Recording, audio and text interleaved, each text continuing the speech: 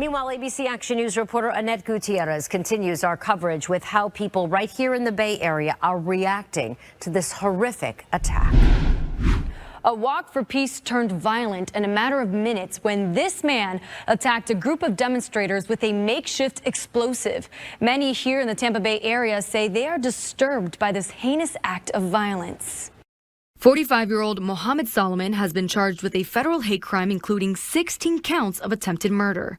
This after he was accused of using a homemade blowtorch and at least 3 Molotov cocktails to attack a pro-Israel demonstration Sunday afternoon. It was like a punch in the gut.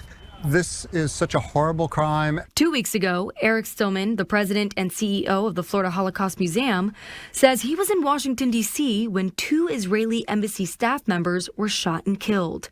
He says anti-Semitic hate crimes have been getting worse and they need to stop. That acts of domestic violent extremism, like what happened in Boulder, Colorado and in Washington, D.C., that this is not acceptable in our country and that we as Americans really have to band together and cannot tolerate this dehumanization of any group of people. A Holocaust survivor was reportedly among the 12 victims hurt during this, quote, act of terrorism. The attempt to burn that person alive is so reprehensible and is just the worst example of how people in our society can be turned into thinking that somehow this is an acceptable response. The Muslim advocacy group Council on American Islamic Relations agrees. In a press release, CAIR called the attack a heinous and unacceptable crime that, quote, does not represent the countless Americans of diverse backgrounds working to end U.S. support of the genocide in Gaza. Hiba Rahim, the deputy executive director with CAIR Florida,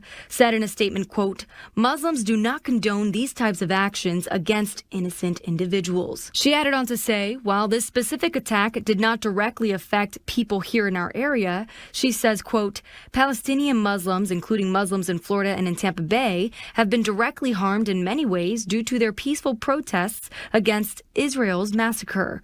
For some people, members of their own family in Palestine were killed. Officials in a press conference Monday afternoon said Solomon acted because he hated what he called the Zionist group. They said since he was not a legal citizen, he was denied the purchase of a gun.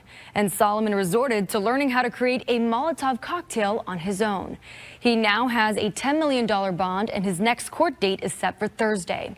Reporting in studio, Annette Gutierrez, ABC Action News.